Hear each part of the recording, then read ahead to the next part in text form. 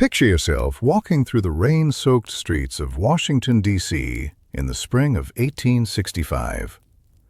The city awakens slowly on this April morning, shrouded in the kind of gentle mist that makes everything seem dreamlike and unreal. Cherry blossoms are just beginning to bloom along the Potomac River, their delicate pink and white petals catching the flickering amber light from gas lamps that line the muddy, unpaved roads. The sweet fragrance of the blossoms mingles with the less pleasant aromas of horse manure, coal smoke, and the distinctive smell of a city that has grown too quickly during wartime. The sound of horse-drawn carriages echoes through the narrow streets, their iron-shod wheels splashing through puddles left by the previous night's rain. The rhythmic clip-clop of hooves on cobblestones creates a steady percussion that underlies all the other sounds of the waking city. From somewhere in the distance comes the haunting whistle of trains arriving at the Baltimore and Ohio Railroad Station, carrying passengers, freight, and news from across the war-torn nation. This is a capital city in transition, a place that reflects both the promise and the uncertainty of a nation trying to heal from 4 years of devastating civil war. The grand government buildings, the Capitol with its recently completed dome, the Treasury, the War Department, stand as symbols of federal power and enduring democracy. But surrounding these monuments to order and authority are muddy streets, hastily constructed wooden buildings, and the general air of improvisation that characterizes a city that has had to adapt quickly to the demands of wartime. The war is finally ending. Just 5 days ago, on April 9th, General Robert E. Lee surrendered to Ulysses S. Grant at Appomattox Courthouse in Virginia. The news has spread through the capital like wildfire, and celebration fills the air. People are beginning to believe that the nightmare might finally be over. But in the shadows of this war-weary city, darker forces are gathering, and a plot is taking shape that will change the course of American history forever. Chapter 1. The conspiracy takes shape. On a quiet residential street called H Street Northwest, at number 604 stands a 3.5-story boarding house that appears unremarkable from the outside. Built in 1843 in the vernacular Greek Revival style, it sits directly on the sidewalk, its red brick facade weathered by 22 years of Washington winters. The building is narrow, just 23 feet wide, but extends back 36 feet from the street, every inch of space carefully utilized to maximize the number of paying guests it can accommodate. The windows on the first floor have been modified with show windows at street level, giving the building a slightly commercial appearance that sets it apart from the purely residential structures nearby. Inside, the rooms have been divided and subdivided with thin wooden partitions, creating a maze-like interior where privacy is a luxury and every conversation can be overheard by curious neighbors. The front parlor, where Mary Surratt receives visitors, is furnished in the modest but respectable style of the middle-class homes of the period.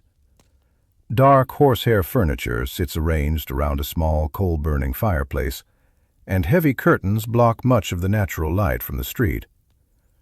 Oil paintings in gilded frames hang on walls covered with patterned wallpaper, and a Brussels carpet covers most of the wooden floor. It's a room designed to impress visitors with its respectability while remaining practical enough for daily use. The woman who runs this establishment is Mary Elizabeth Surratt, a 42-year-old widow whose life has been shaped by loss, financial hardship, and the grinding necessity of making ends meet in a world that offers few opportunities for women in her circumstances. When you look at Mary, you see a woman worn down by circumstances largely beyond her control. Her dark hair, typically pulled back severely from her face, frames features that might once have been considered attractive, but now bear the unmistakable marks of constant worry and exhaustion. Her husband, John Harrison Surratt, died suddenly in 1862, leaving her with massive debts and 3 children to support. Mary's face, framed by dark hair typically pulled back severely, bears the lines of constant worry. Her eyes, often described as intelligent but guarded, seem to be always calculating, always planning the next move to keep her family afloat. Mary had been born into a middle-class Catholic family in Maryland in the 1820s. She converted to Catholicism at a young age and remained devoutly religious throughout her life. In 1840, at the age of 17, she married John Harrison Surratt, and together they built what seemed like a promising future. John was an entrepreneur who owned a tavern, an inn, and eventually a hotel. They settled in what became known as Surrattsville, Maryland, where their establishment served as both a business and a gathering place for their community. The Surratts were Confederate sympathizers from the beginning. Their tavern regularly hosted fellow Southern sympathizers, and the conversations that took place around their tables grew increasingly heated as tensions between North and South escalated. When war finally broke out in 1861, their eldest son, Isaac, immediately joined the Confederate Army, while their younger son, John Jr., became involved with the Confederate Secret Service as a courier and spy. But John Sr.'s death in 1862 changed everything. Suddenly, Mary found herself struggling to manage his estate alone. The debts seemed overwhelming, and the responsibilities of running the tavern and inn without her husband's business acumen proved too much. By 1864, exhausted and nearly broke, Mary made a decision that would ultimately seal her fate. She rented out the family tavern to a man named John Lloyd and moved to Washington, D.C., where she opened a boarding house in the townhouse her husband had purchased as an investment. The boarding house at 604 H Street quickly filled with an eclectic mix of residents. There was Louis J. Weichman, a clerk in the War Department who had been a childhood friend of Mary's son, John Jr. There were various government workers, clerks, and other transient residents who needed affordable lodging in the capital. The house could accommodate up to 21 people when fully occupied, and the rental income, while modest, was enough to keep Mary and her family afloat. But it was the visitors to the boarding house, rather than the permanent residents, who would make 604 H Street one of the most notorious addresses in American history. In December 1864, Mary's son, John Jr., introduced her to a strikingly handsome young man named John Wilkes Booth. At 26 years old, Booth was already a nationally famous actor, the son of the renowned Junius Brutus Booth and brother to Edwin Booth, who was considered one of the greatest Shakespearean actors of his generation. John Wilkes had made his professional debut at age 17 in a production of Richard III in Baltimore, and within a few years he was performing on stages across the country. Booth was particularly popular in the South, especially in Richmond, Virginia, where audiences adored his passionate performances and striking good looks. He was tall and athletic, with dark, wavy hair and penetrating eyes that seemed to command attention both on and off the stage. Women found him irresistible, and he cultivated an image of romantic mystique that served him well in his career. But beneath Booth's charming exterior lay a mind consumed with political fanaticism. He was a passionate advocate for slavery and the Confederate cause, viewing Abraham Lincoln and the Republican Party as destroyers of the Southern way of life. Though he had promised his mother he would not fight for the Confederacy, his hatred for Lincoln and everything the president represented had been growing stronger with each passing month. When Booth first visited Mary Surratt's boarding house in late 1864, he presented himself as a friend of John Jr.'s, someone interested in the Confederate cause and eager to help in whatever way he could. Mary, always in need of additional income and impressed by his celebrity and charm, was happy to host the famous actor when he visited Washington. She charged him $1.50 per day for meals and lodging, a fair rate for the time, and Booth always paid promptly and generously, often leaving tips that exceeded what most of her other boarders paid for an entire week. But there was something different about Booth during these visits to the boarding house. Away from the bright lights of the theater and the adoring crowds, he seemed more intense, more focused on matters that had nothing to do with entertainment. He would spend hours in deep conversation with John Jr. and the other young men who frequented the house, discussing politics, the war, and what they saw as the injustices being visited upon the South. What Mary may not have fully understood at first was that her boarding house was becoming the headquarters for something far more sinister than social visits or political discussions.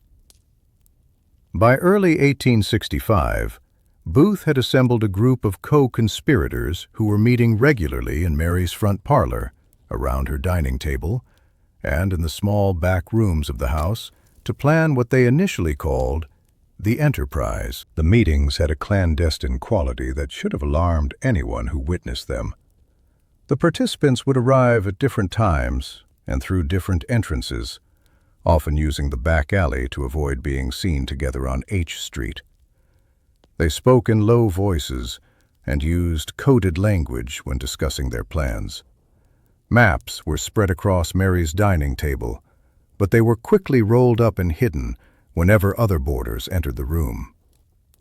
The original plan was not assassination, but kidnapping, a scheme that Booth had been developing for months as his hatred for Lincoln and desperation over the Confederacy's declining fortunes had grown more intense.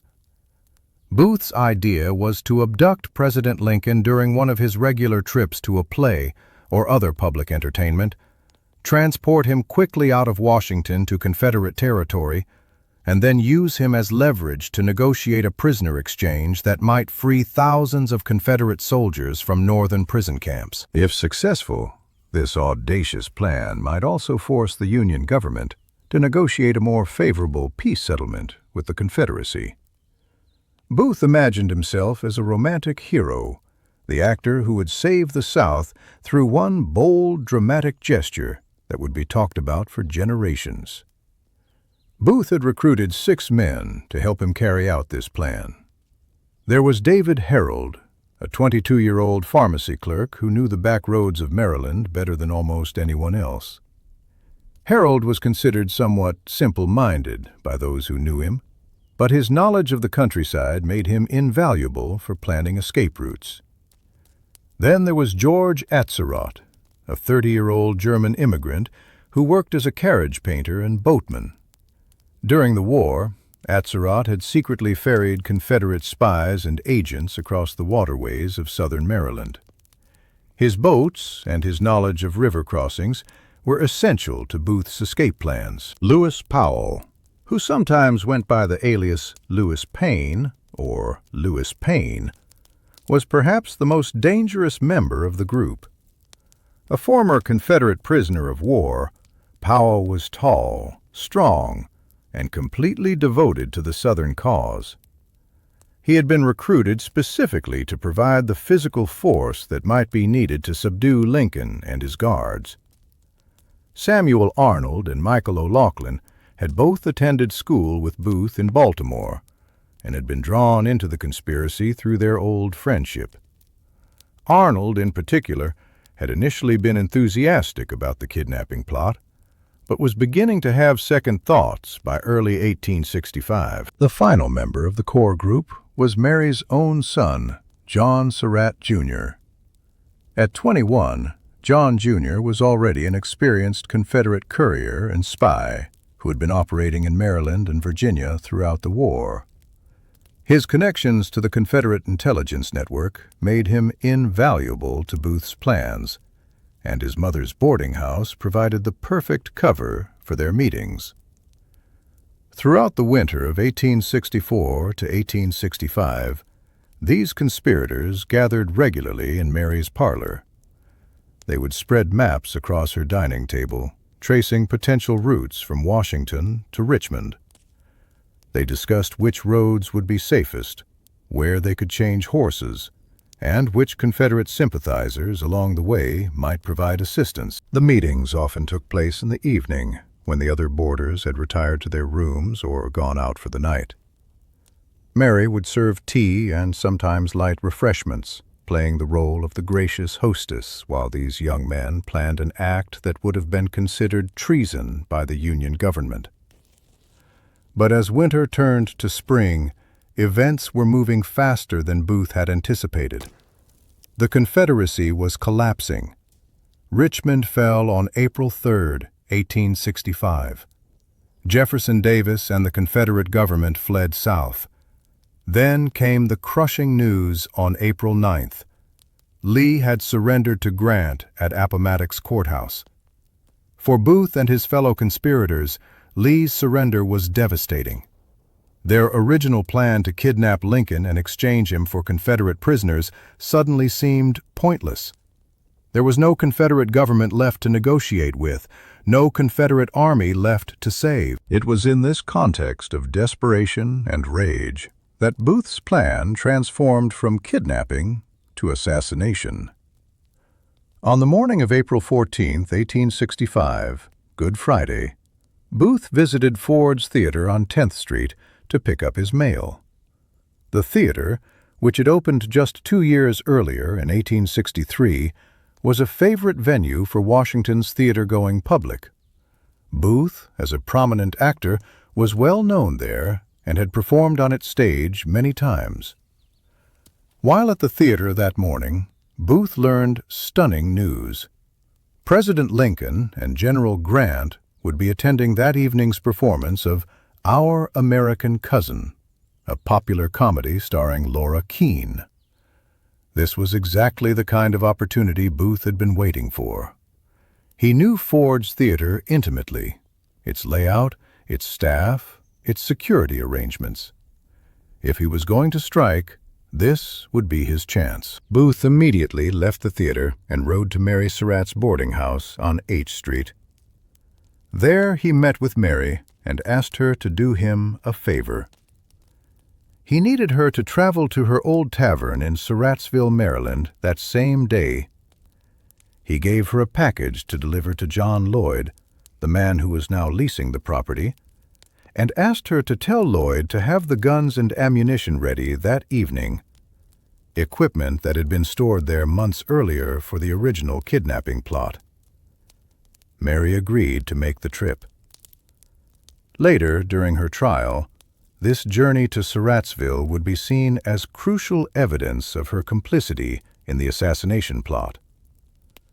The prosecution would argue that she knew exactly what Booth was planning and was helping to prepare for his escape. That evening, after returning from Surrattsville, Mary was back at her boarding house when Booth arrived once again, around 8:45 p.m. The two spoke privately for several minutes, a conversation whose contents would remain a mystery, as both participants would be dead within months. What we do know is that by that evening, Booth had expanded his plot beyond simply killing Lincoln. He had assigned Lewis Powell the task of assassinating Secretary of State William Seward, who was bedridden at his home on Lafayette Square, recovering from a serious carriage accident. David Harold would guide Powell to Seward's house and help him escape afterward. George Atzerodt was given perhaps the most crucial assignment.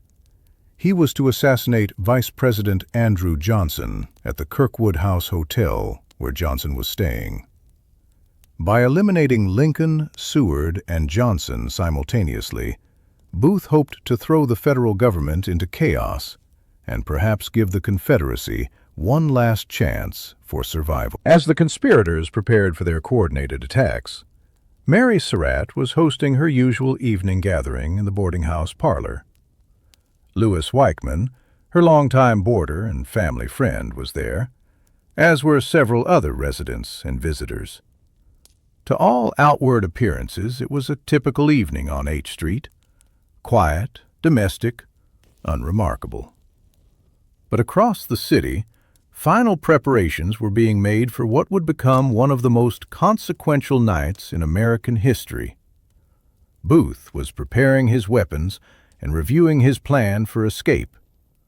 Powell was steeling himself for a brutal attack on the Secretary of State.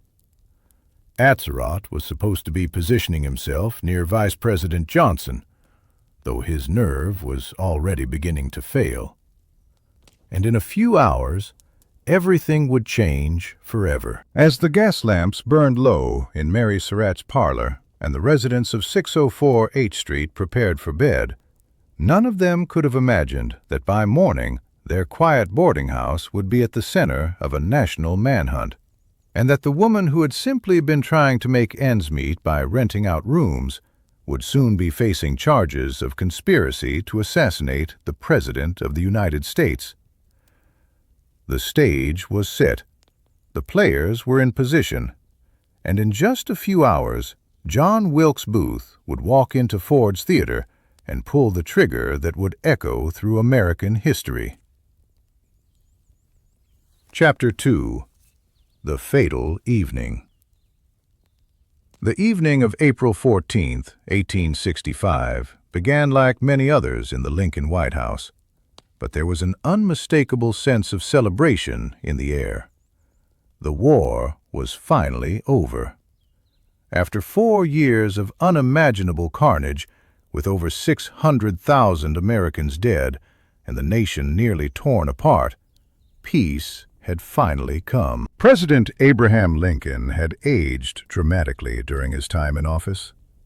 When he first took the oath of presidency in 1861, he had been a relatively youthful-looking 52-year-old. Now, at 56, his face was deeply lined, his hair had turned gray, and his tall, lanky frame seemed even more gaunt than usual. The toll of leading the nation through its greatest crisis was written in every line of his weathered face. But on this evening, Lincoln seemed more relaxed than he had been in months.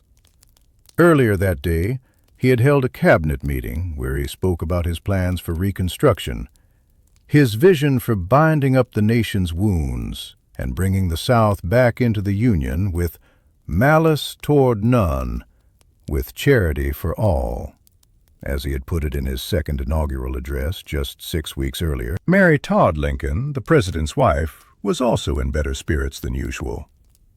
Mary had struggled throughout the war years with what we would now recognize as severe depression and anxiety. The death of their 11-year-old son, Willie, in 1862 had nearly broken her, and she had never fully recovered from the trauma. The constant stress of wartime, combined with her natural tendency toward emotional volatility, had made her a difficult and often unpredictable presence in the White House. But with the war ending, Mary was beginning to envision a different future. Earlier that afternoon, she and her husband had taken a carriage ride together, and for the first time in years, she had allowed herself to imagine what life might be like after the presidency. Perhaps they could travel. Perhaps they could return to Springfield, Illinois, and live quietly. Perhaps the nightmares and the constant fear could finally end. It was Mary who had suggested attending the theater that evening. The president was often reluctant to appear in public, partly due to security concerns, and partly because he simply didn't enjoy the social obligations of his office. But Mary loved the theater, and she had been looking forward to an evening out. The play they would be seeing was Our American Cousin, a light comedy by English playwright Tom Taylor. The star was Laura Keene, a British actress who was also notable for being one of the first female theater managers in the United States. This was to be a benefit performance for Keene, meaning she would receive the evening's box office proceeds. The presidential party had originally been planned to include several distinguished guests. General Grant and his wife had initially accepted an invitation, But Julia Grant had found Mary Lincoln's company difficult during recent social events, and the Grants had made their excuses, leaving Washington that afternoon for a visit to their children in New Jersey. Instead, the Lincolns would be accompanied by Major Henry Rathbone, a 28-year-old Union officer, and his fiancée, Clara Harris. Rathbone was the stepson of Senator Ira Harris of New York, and Clara was the senator's daughter. Both were young, attractive, and well-connected in Washington society. Henry Rathbone had served with distinction during the Civil War, though his health had suffered due to repeated illnesses during his service. His stepfather had arranged for him to have a desk job in Washington so that he could recover while still serving his country. Rathbone was tall and well-built, with the bearing of a professional soldier, and he was completely devoted to Clara, whom he planned to marry later that year. Clara Harris, at 30, was considered by Washington standards to be something of a spinster, but she was intelligent, well-educated, and genuinely fond of Mary Lincoln, despite the First Lady's reputation for being difficult. Clara had agreed to accompany the Lincolns partly out of friendship and partly out of a sense of social duty. As evening approached, the presidential party prepared to leave the White House. Lincoln, despite his casual attitude toward personal security, was accompanied by a small detail of guards. His primary bodyguard that evening was John Parker, a Washington police officer who had been assigned to the White House detail. Parker's job was to remain outside the presidential box throughout the performance, ensuring that no unauthorized persons gained access to the president. The carriage ride to Ford's Theater took the presidential party down Pennsylvania Avenue, past the government buildings and shops that made up the heart of the capital city. Washington in 1865 was still very much a work in progress. The Capitol dome had only recently been completed, and much of the city remained unpaved and underdeveloped. The streets were muddy from recent spring rains, and the smell of horses and coal smoke hung heavy in the air. Ford's Theater itself was a relatively new addition to Washington's cultural landscape, and on this April evening, it represented all the hopes and dreams of a nation finally emerging from its darkest period. Built in 1863 on the site of the First Baptist Church of Washington, the theater had been designed by architect James Gifford in the typical style of American playhouses of the period. The red brick exterior was elegant but understated, with arched windows and classical details that gave it dignity without ostentation. Inside, the theater could seat about 1,700 people across 3 levels. The orchestra section on the main floor, the dress circle on the 2nd level, and the family circle, gallery, on the 3rd level. The interior was decorated in warm tones of red, gold, and cream, with elaborate plasterwork and gas chandeliers that cast a warm, flickering light throughout the space.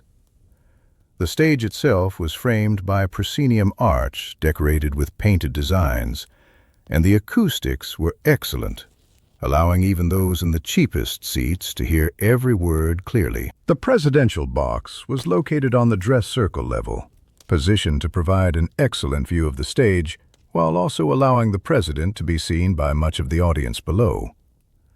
The box itself was actually 2 boxes that had been opened into one larger space for the presidential party.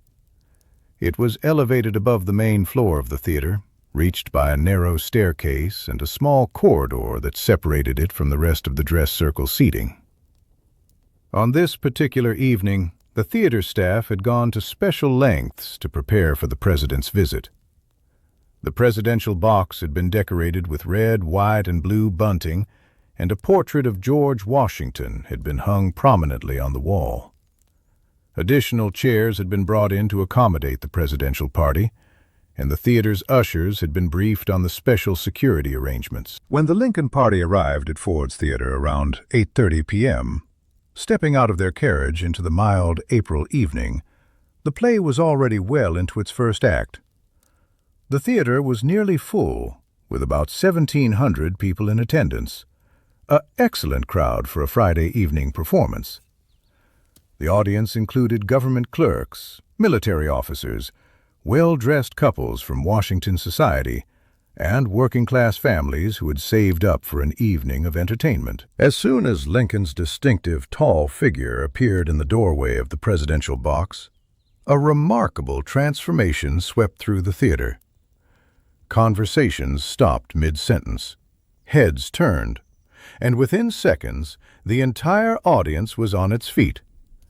The applause began as a scattered clapping from those closest to the presidential box, but it quickly grew into a thunderous ovation that filled the entire theater. The orchestra, led by William Withers, Jr., struck up "Hail to the Chief," and the entire theater joined in a spontaneous celebration. Lincoln, clearly moved by the warm reception, stood and bowed graciously to the audience. Mary beamed beside him, enjoying one of the few purely pleasant public moments she had experienced in years. Henry Rathbone and Clara Harris took their seats, and the presidential party settled in to enjoy the comedy. The presidential box at Ford's Theater had been specially decorated for the occasion. Red, white, and blue bunting had been draped along the front of the box, and a portrait of George Washington had been hung on the wall. 2 chairs had been arranged for the President and Mrs. Lincoln, with additional seating for their guests. The box was positioned so that its occupants could easily see the stage while also being visible to much of the audience below. Our American Cousin was a light, somewhat silly comedy about an American who visits his aristocratic English relatives. The humor was broad and accessible, exactly the kind of entertainment that might help the nation forget, for a few hours, the trauma of the past 4 years. Laura Keene, in the lead role of Florence Trenchard, was in fine form, and the audience was clearly enjoying the performance. During the first act, Lincoln seemed relaxed and happy. He laughed at the jokes, whispered occasionally to Mary, and appeared to be thoroughly enjoying himself. Mary, too, was in good spirits. At one point, she leaned close to her husband and asked, "What will Miss Harris think of my hanging on to you so?" Lincoln replied, "She won't think anything about it." It was one of the last conversations they would ever have. Meanwhile, across the city, the other elements of Booth's assassination plot were beginning to unfold. At approximately 10 p.m., Lewis Powell arrived at the home of Secretary of State William Seward on Lafayette Square, just a few blocks from the White House. Seward was bedridden, recovering from serious injuries sustained in a carriage accident 9 days earlier. His jaw was broken and held in place by a metal splint, and he was heavily sedated with pain medication. Powell approached the Seward house carrying a small bottle, claiming to be delivering medicine from Seward's doctor. Frederick Seward, the secretary's son, met Powell at the door and explained that his father was sleeping and could not be disturbed. Powell insisted that he had been instructed to deliver the medicine personally. When Frederick continued to refuse him entry, Powell suddenly pulled out a revolver and tried to shoot him. The gun misfired, but Powell used it as a club, severely beating Frederick and fracturing his skull. Powell then rushed upstairs to Seward's bedroom, where he found the secretary lying helpless in bed. Using a large knife, Powell began slashing at Seward's face and throat. Seward's other son, Augustus, and a male nurse named George Robinson tried to intervene, but Powell fought them off, seriously wounding both men before finally fleeing the house. The attack on Seward was brutal and nearly successful. The metal splint that held his broken jaw in place may have saved his life by deflecting some of Powell's knife thrusts. Seward survived, but he bore the scars of the attack for the rest of his life. At the same time, George Atzerodt was supposed to be assassinating Vice President Andrew Johnson at the Kirkwood House Hotel. But Atzerodt had been drinking heavily, and his nerve completely failed him. Instead of approaching Johnson's room, he spent the evening in the hotel bar, getting progressively more intoxicated, and eventually abandoning the plot altogether. Back at Ford's Theater, John Wilkes Booth was making his final preparations. Around 9:30 p.m., he had arrived at the theater and made his way to the small tavern next door, Peter Taltavoul's Star Saloon. There he ordered a bottle of whiskey and a glass of water. Witnesses later recalled that he seemed nervous and agitated, quite different from his usual charming, confident demeanor. Booth had been to Ford's Theater many times before, both as a performer and as a patron. He knew the building intimately, its layout, its staff, its typical security arrangements. He had performed there as recently as the previous month in a production of The Apostate. The theater staff knew him well and would not question his presence backstage. After finishing his drink, Booth made his way into the theater. He carried with him a small .44 caliber Derringer pistol and a large hunting knife. The Derringer was only about 5.87 inches long, a weapon designed for close-range use. It held only a single shot, so Booth would have no opportunity for a second chance. Booth moved through the theater like a man with intimate knowledge of his surroundings. He climbed the stairs to the dress circle level and made his way toward the presidential box. Outside the box, he should have encountered John Parker, Lincoln's bodyguard, but Parker had abandoned his post. Accounts vary as to where Parker had gone. Some suggest he had gone to the Star Saloon for a drink, others that he had simply found a better seat from which to watch the play. In any case, the door to the presidential box was unguarded. Booth had come prepared for this possibility. He had brought with him a small piece of wood that he used to bar the outer door of the presidential box from the inside, ensuring that no one could enter behind him. He then positioned himself just outside the inner door to the box itself, waiting for the perfect moment to strike. Inside the box, the Lincoln party was thoroughly enjoying the play. The third act was in progress, and the audience was laughing heartily at the comedy. Lincoln himself was leaning back in his chair, relaxed and happy. Mary had moved her chair closer to her husband and was resting her hand on his knee.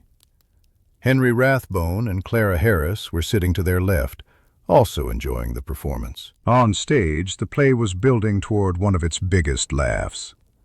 The character of Mrs. Mount Chessington had just exited, leaving Asa Trenchard alone on stage. Trenchard was about to deliver one of the play's most famous lines. "Well, I guess I know enough to turn you inside out, old gal. You sock-dologizing old man-trap." It was a line that never failed to bring down the house. The audience would always burst into laughter at the ridiculous word sock-dologizing, and the actors would pause to let the laughter die down before continuing. Booth knew this moment in the play well. He had seen it performed many times. The audience's laughter would mask the sound of his gunshot. At exactly 10:15 p.m., just as Harry Hawk, playing Asa Trenchard, delivered the line that never failed to bring down the house, "Well, I guess I know enough to turn you inside out, old gal. You sock-dologizing old man-trap." The theater erupted in the expected laughter. It was at this precise moment, when the sound of 1,700 people laughing would mask any other noise, that Booth made his move. The door to the presidential box opened silently behind the Lincoln party. In the dim light of the box, illuminated only by the reflected glow from the stage below, Lincoln's profile was clearly visible against the white shirt front of his evening clothes. The president was leaning forward slightly in his rocking chair, still chuckling at the ridiculous word sock-dologizing, his long legs stretched out comfortably before him. Mary was seated close beside him, her hand resting gently on his knee, both of them enjoying one of the few, purely pleasant public moments they had shared in years. Major Rathbone and Clara Harris were seated to their left, also laughing at the play's humor, completely unaware of the figure that had just stepped into their box. The small space suddenly seemed crowded, though none of the legitimate occupants had yet realized they were no longer alone. Without hesitation, without a word of warning, Booth raised the small Derringer pistol and fired a single shot into the back of Lincoln's head, just behind his left ear. The small lead ball, less than half an inch in diameter, entered Lincoln's skull with devastating effect, traveling through his brain and lodging behind his right eye. The impact caused massive trauma to Lincoln's brain tissue, and the president's head immediately dropped forward as his body went completely limp. The sound of the gunshot, muffled as it was by the audience's laughter, was not immediately recognized by most people in the theater. But Mary Lincoln's reaction left no doubt that something terrible had happened. Her laughter instantly transformed into a scream of pure horror that cut through every other sound in the theater like a knife. "They have shot the president!" she cried out, her voice cracking with terror and disbelief. "They have shot the president!" The words echoed through the theater, reaching even the furthest gallery seats, and instantly transforming the atmosphere from one of light-hearted entertainment to one of shock and chaos. Major Rathbone, despite the confusion and his initial disbelief at what he was witnessing, immediately grasped the situation and lunged toward the intruder. His military training took over, and he moved to protect the president and the other occupants of the box. But Booth was ready for this reaction. Drawing his large hunting knife, a wicked-looking blade with a 7-inch steel edge, he slashed savagely at Rathbone, cutting deeply into the major's left arm from the elbow nearly to the shoulder. Blood poured from the wound, but Rathbone continued to struggle with the assassin. Fighting free from Rathbone's grasp, Booth climbed onto the railing of the presidential box. Turning toward the audience, he may have shouted, "Sic semper tyrannis," thus always to tyrants, the Virginia state motto, though accounts differ on exactly what he said.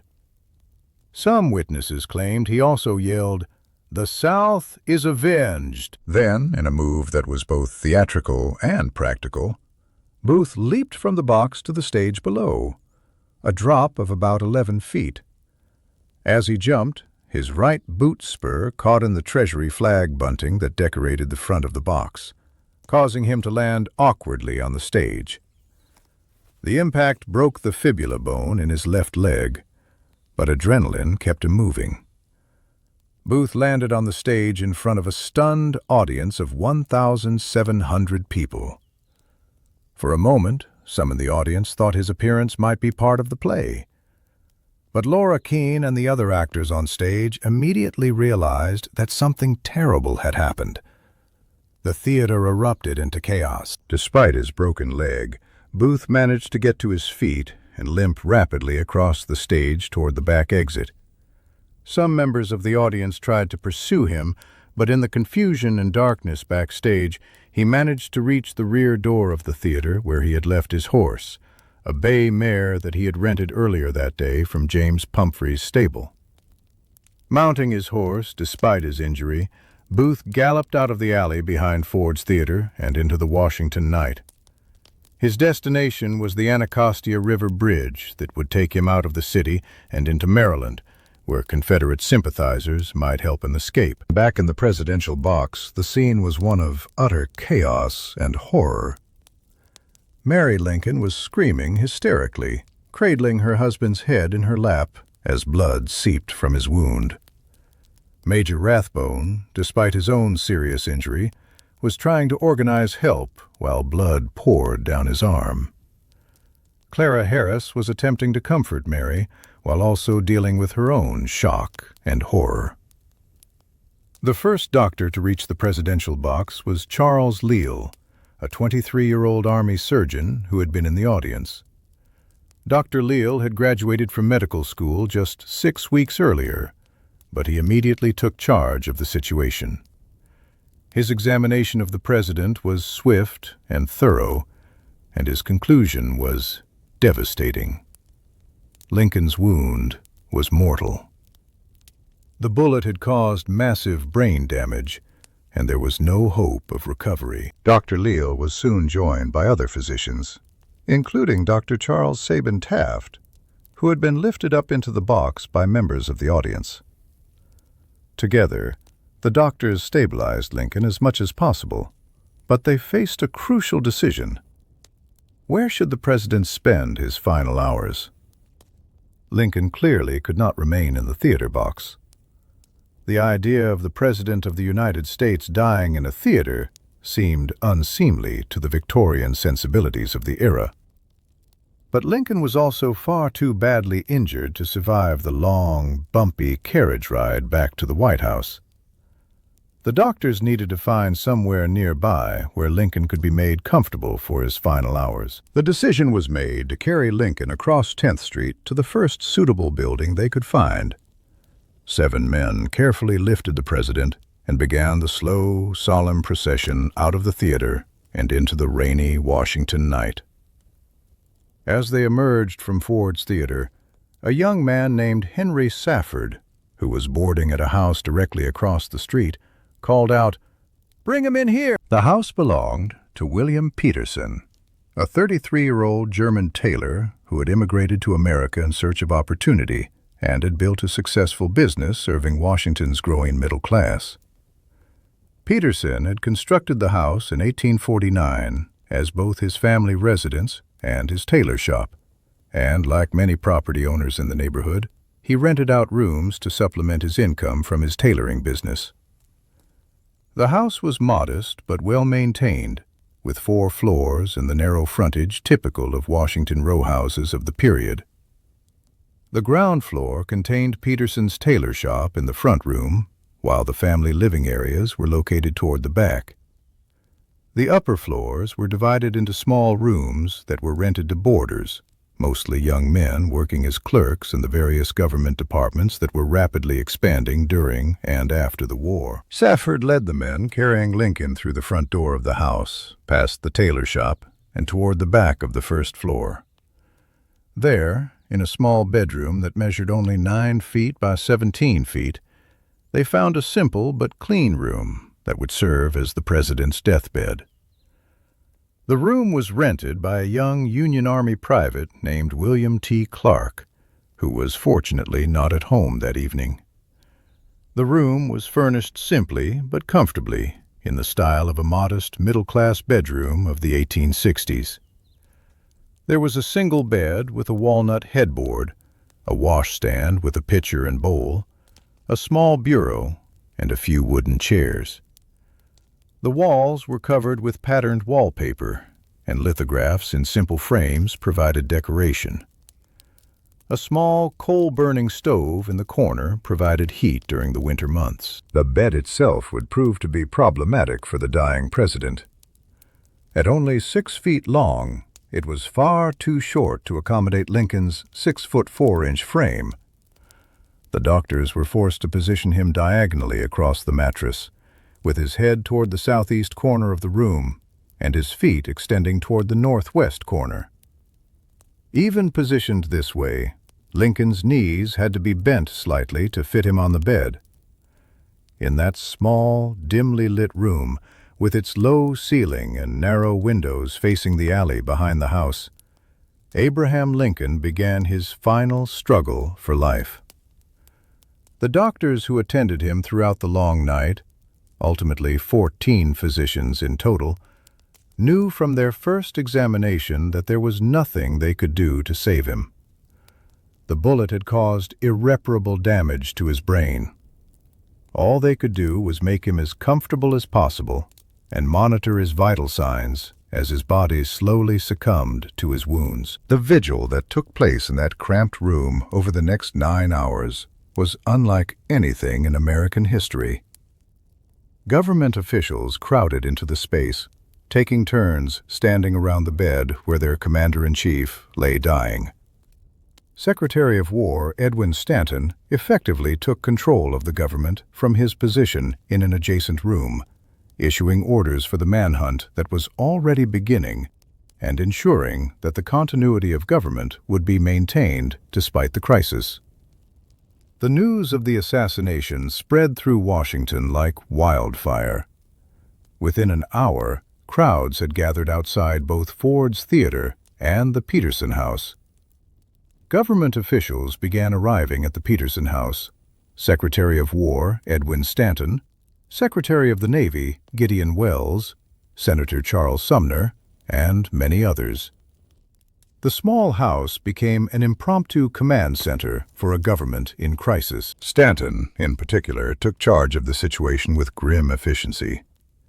He immediately began organizing the manhunt for Booth and his co-conspirators, while also working to ensure that the federal government would continue to function despite the attack on its leadership.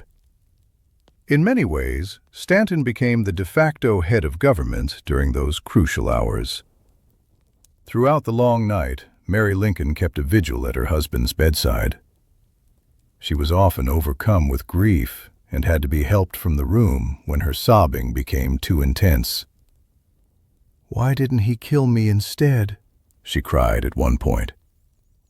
Her anguish was heartbreaking to witness, and it added to the profound sense of tragedy that filled the small room. As dawn approached on April 15th, Lincoln's breathing became more labored. His pulse grew weaker. The doctors checked on him regularly, but there was nothing more they could do. At 7:22 a.m., with Mary at his side and government officials standing quietly around the bed, Abraham Lincoln drew his last breath. It was Edwin Stanton who spoke the words that would echo through history.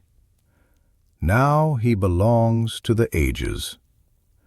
The president who had led the nation through its greatest crisis, who had preserved the Union and freed 4 million enslaved people, was dead.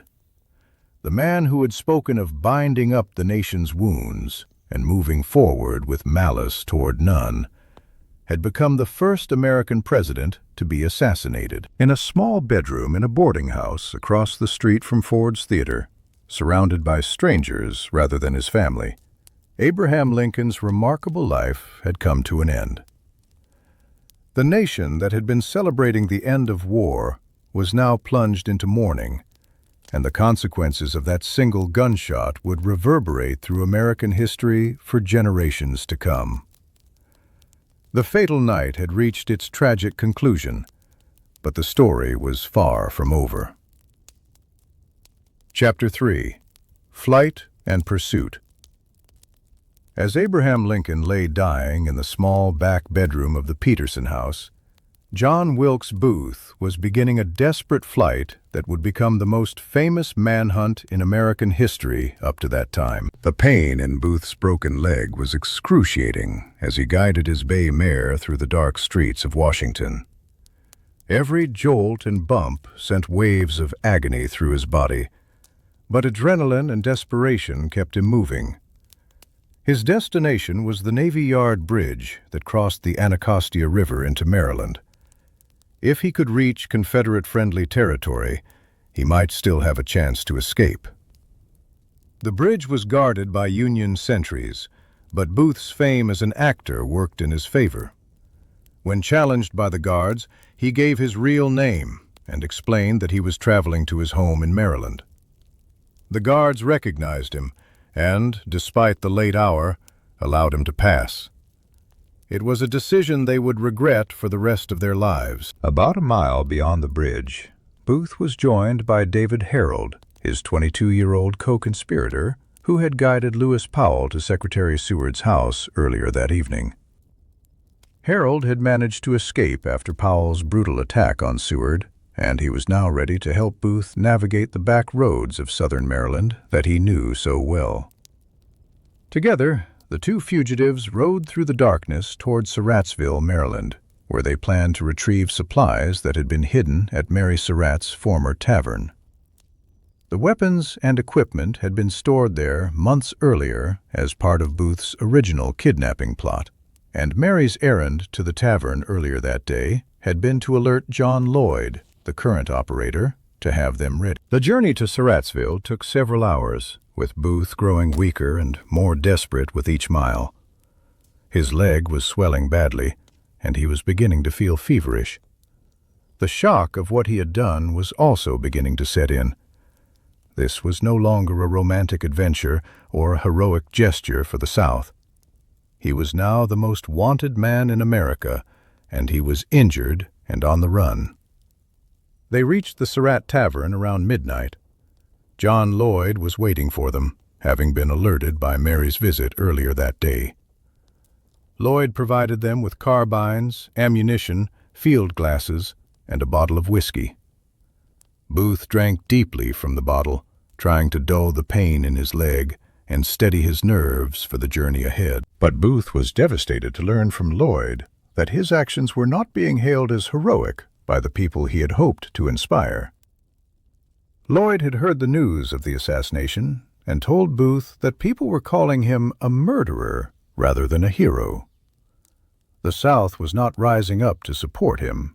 Instead, he was universally condemned, even by many Confederate sympathizers who saw his action as cowardly and counterproductive. From Surrattsville, Booth and Harold continued their flight deeper into Maryland. Booth's injury was becoming more serious with each passing hour, and he knew he needed medical attention. There was only one person in the area whom Booth thought he could trust, Dr. Samuel Mudd, a 31-year-old physician who had met Booth several times before and was known to be a Confederate sympathizer. Dr. Mudd lived on a tobacco plantation about 5 miles from Bryantown, Maryland. He was a man of contradictions, well-educated and prosperous, but also a slaveholder who resented the changes that the Civil War had brought to his way of life.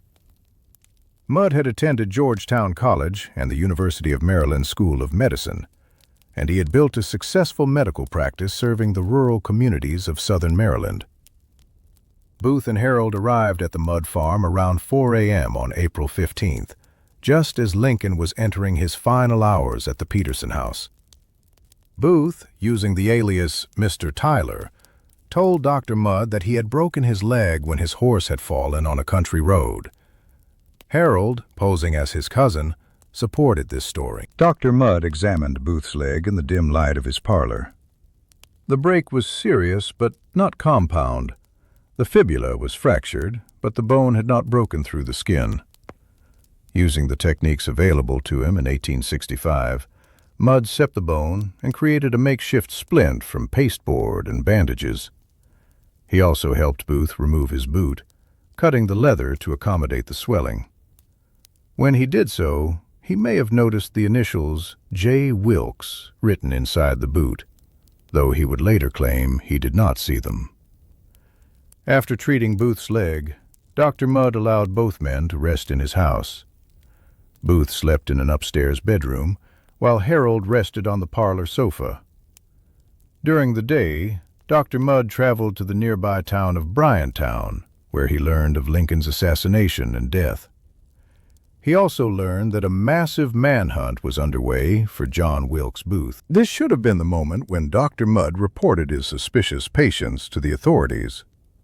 Union soldiers were actually in Bryantown that day, investigating reports of suspicious strangers in the area. Dr. Mudd spoke with some of these soldiers, but said nothing about the 2 men currently hiding in his house. When Dr. Mudd returned home, he found that Booth and Harold were preparing to leave. Whether he told them about the manhunt or simply encouraged their departure is unclear, but by evening, the 2 fugitives were on their way again, now with Booth using a crutch that Dr. Mudd had provided. Dr. Mudd's failure to report Booth's presence would ultimately cost him his freedom. 3 days later, federal investigators arrived at his farm. Initially, Dr. Mudd told them that he did not recognize his patients and had not learned their names.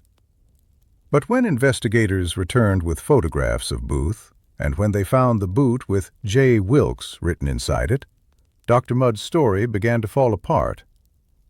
It eventually emerged that Dr. Mudd had met Booth several times before April 15th. They had first encountered each other in November 1864, when Booth was scouting potential escape routes for his original kidnapping plot. Dr. Mudd had even helped Booth buy a horse from a local dealer. The two had also met in Washington in December 1864 at Mary Surratt's boarding house, though Dr. Mudd initially denied this meeting as well. Whether Dr. Mudd was an active participant in the assassination conspiracy or simply a Confederate sympathizer who made some very poor decisions would become a matter of debate that continues to this day. What is certain is that his treatment of Booth and his failure to report the fugitive's presence made him a target for federal prosecutors who were determined to bring all of the conspirators to justice. Meanwhile, Booth and Herold continued their flight through the Maryland countryside. They were helped along the way by a network of Confederate sympathizers who provided food, shelter, and guidance, but who were becoming increasingly reluctant to assist them as the federal manhunt intensified. The manhunt itself was unlike anything America had ever seen. Secretary of War Edwin Stanton had taken personal charge of the operation and was directing it with ruthless efficiency. Within hours of Lincoln's death, rewards totaling $100,000 had been posted for information leading to the capture of Booth and his accomplices. This was an enormous sum of money, equivalent to more than $1.5 million in today's currency. Thousands of Union soldiers, federal marshals, and detectives were deployed throughout Maryland, Virginia, and the surrounding states. Every road was watched, every ferry and bridge was guarded, and every house suspected of harboring Confederate sympathizers was searched. Telegraph lines hummed with descriptions of the fugitives and updates on the search. The investigation was also uncovering the broader conspiracy. Within hours of the assassination, federal agents had raided Mary Surratt's boarding house on H Street. They found Lewis Weichman, Mary's boarder, who was terrified by the events and quickly began cooperating with the authorities. Weichman provided crucial information about the visitors to the boarding house and the meetings that had taken place there. Mary Surratt herself was arrested on the evening of April 17th, just as Lewis Powell was arriving at her door. Powell, still wearing the clothes he had worn during his attack on Secretary Seward, claimed to be a laborer whom Mary had hired to dig a ditch.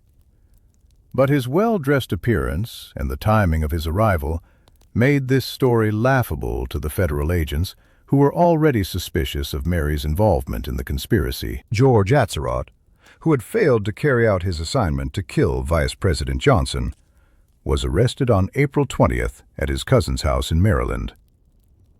Samuel Arnold and Michael O'Loughlin, who had been involved in the original kidnapping plot, were also quickly apprehended.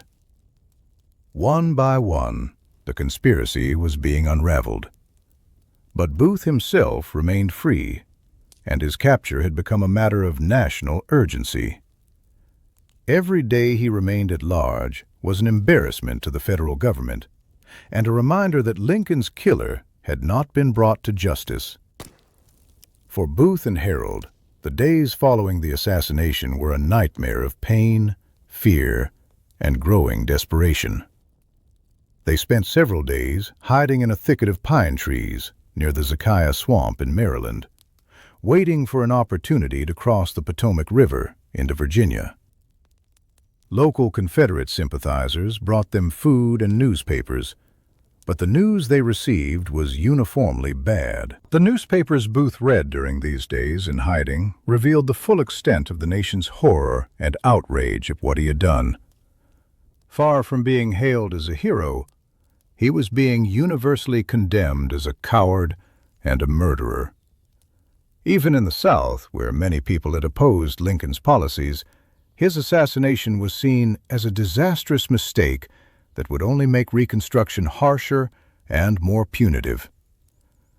Booth was particularly devastated to read that he was being blamed not just for Lincoln's death, but for Secretary Seward's injuries and the trauma inflicted on the Seward family by Powell's attack.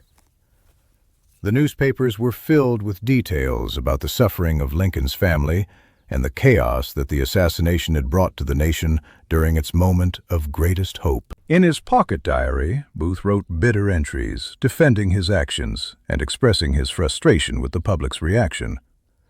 Our country owed all her troubles to him, and God simply made me the instrument of his punishment.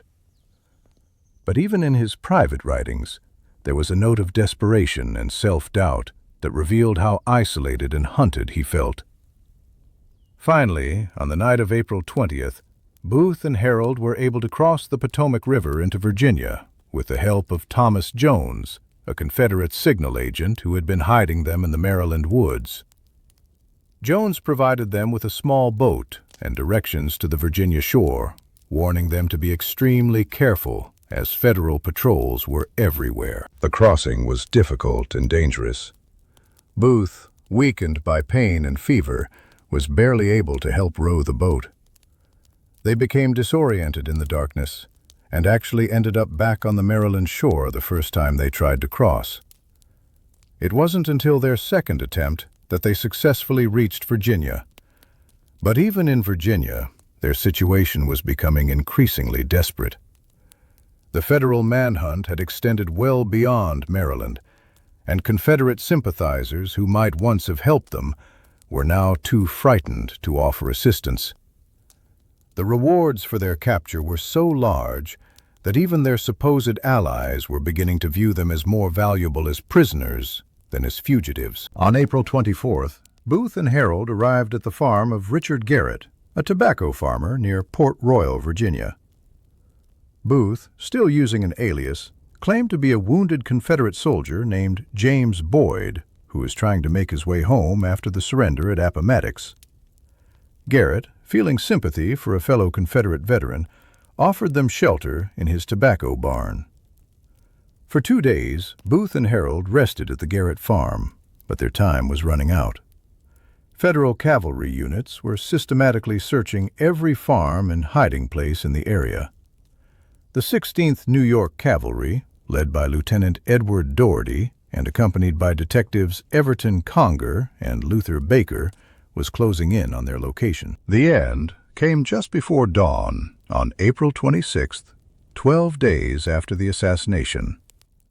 Acting on information from local residents, the Federal troops surrounded the Garrett tobacco barn where Booth and Herold were sleeping. The dogs on the farm began barking, alerting the fugitives to the danger. Booth tried to escape, but found that the Garretts had locked the barn from the outside to prevent him and Herold from stealing their horses during the night. He was trapped, with dozens of armed soldiers surrounding the building, and no way out.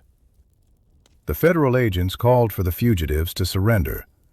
Herold, who had never been committed to the cause in the way that Booth was, quickly agreed to give himself up. He emerged from the barn with his hands raised and was immediately taken prisoner. But Booth refused to surrender. Despite being outnumbered and trapped, he remained defiant to the end. "I prefer to come out and fight," he shouted to his captors. He was armed with a carbine and 2 pistols, and he made it clear that he would not be taken alive. The Federal agents decided to force him out by setting the barn on fire. They twisted straw into torches and ignited the hay that was stored in the barn. As the flames spread rapidly through the dry tobacco barn, Booth realized that his situation was hopeless.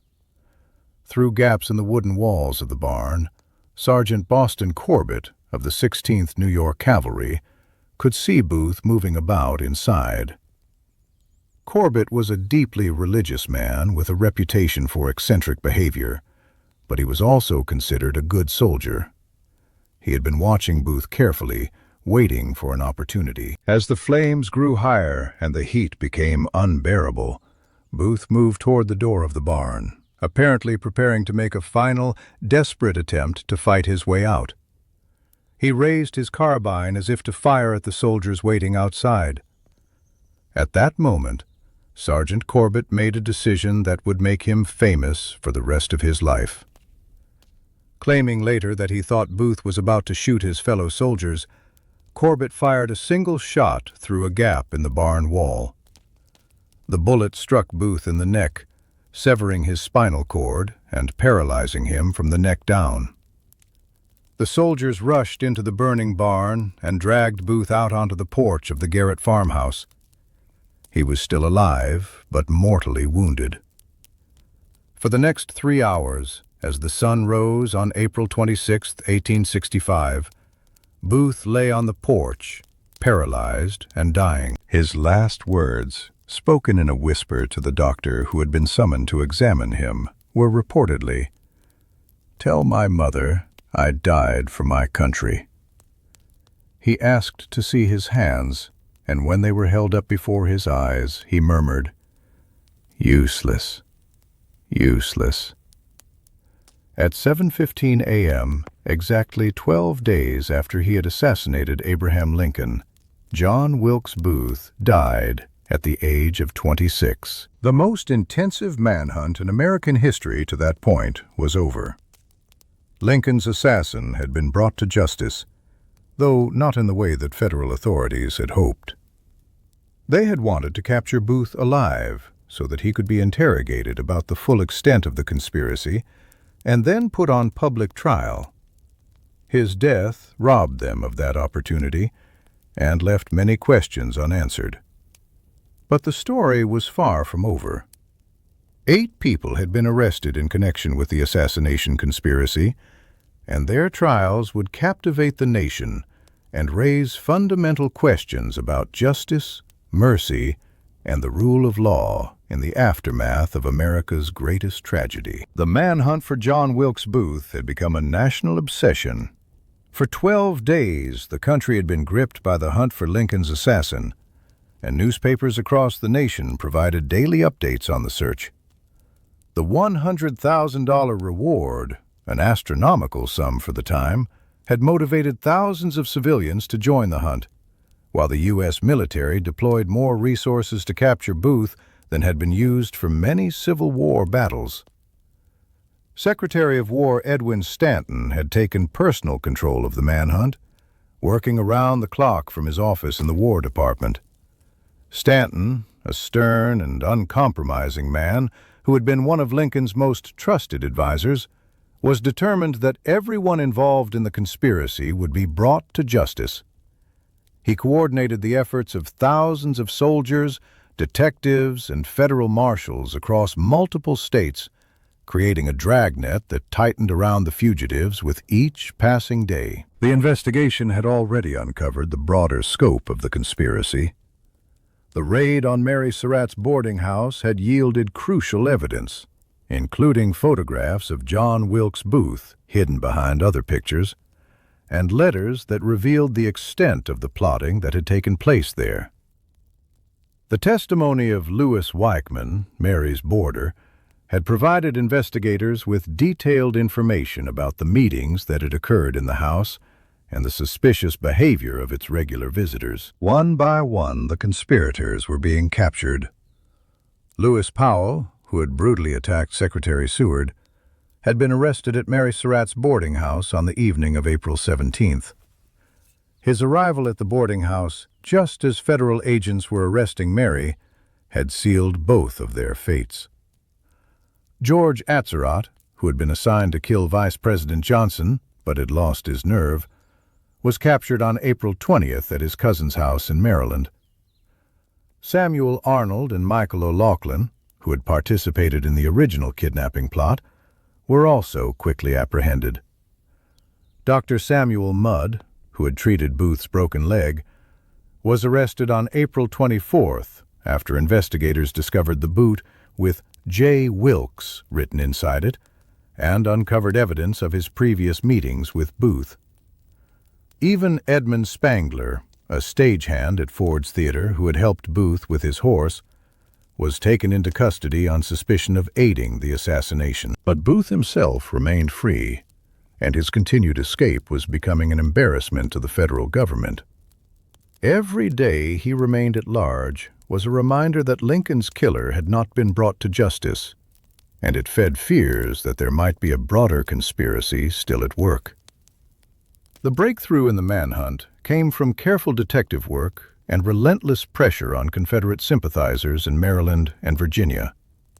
Federal agents had been systematically questioning anyone who might have helped the fugitives, and gradually they had pieced together Booth's route through southern Maryland and his crossing into Virginia. The 16th New York Cavalry, commanded by Lieutenant Edward Dougherty, had been one of many units searching for Booth in Virginia. With them were two experienced detectives, Everton Conger and Luther Baker, who had been personally selected by Stanton to lead the hunt. These men had been methodically checking every farm, every house, and every possible hiding place in the counties south of Washington. On the evening of April 25th, the manhunters received crucial intelligence from Willie Jett, a former Confederate soldier who had been helping Booth and Harold.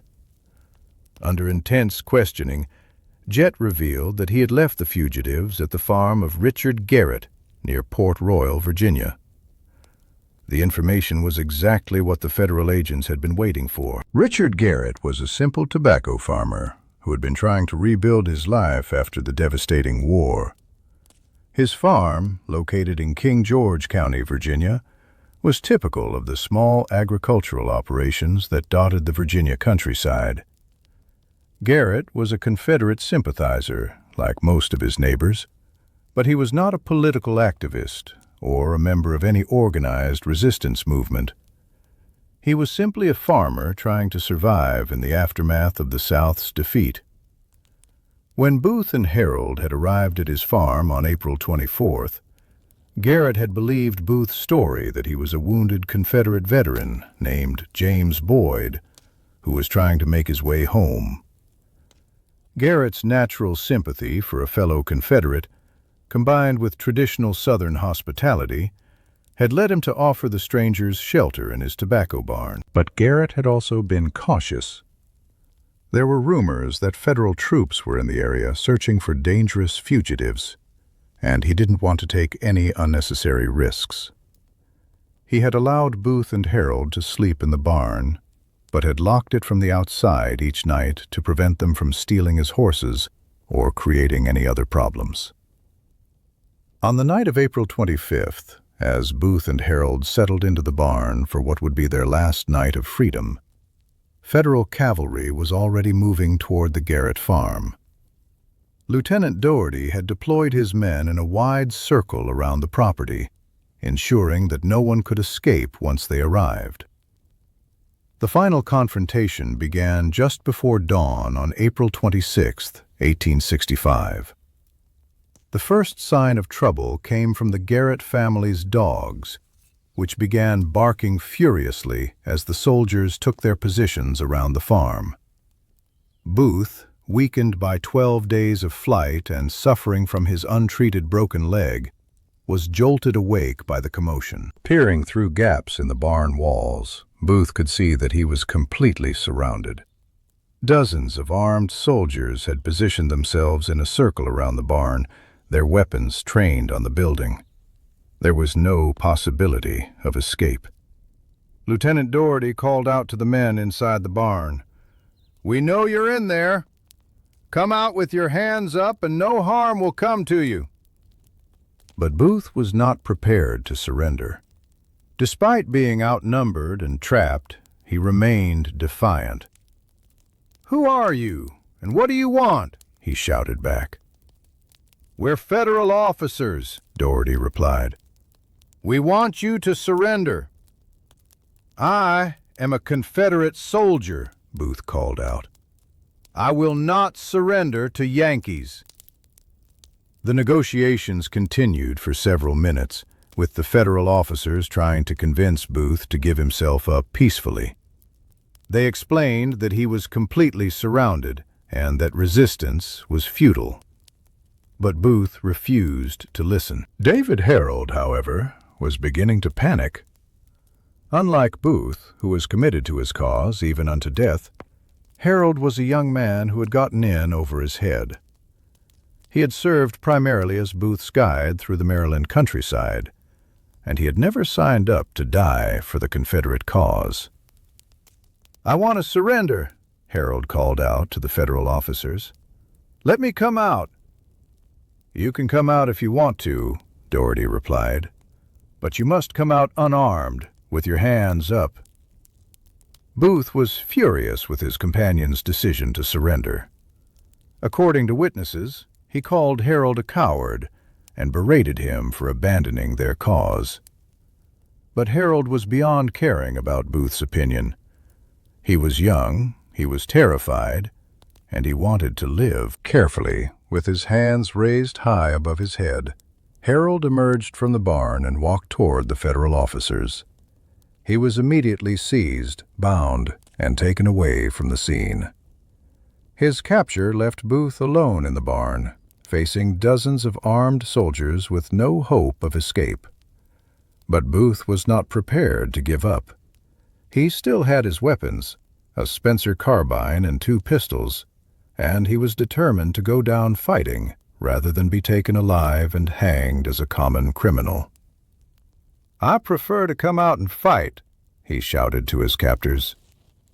This was vintage Booth, theatrical, dramatic, and completely committed to his role as a Confederate martyr. The Federal officers conferred among themselves.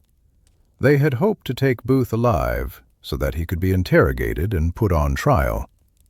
His capture would have been far more valuable than his death.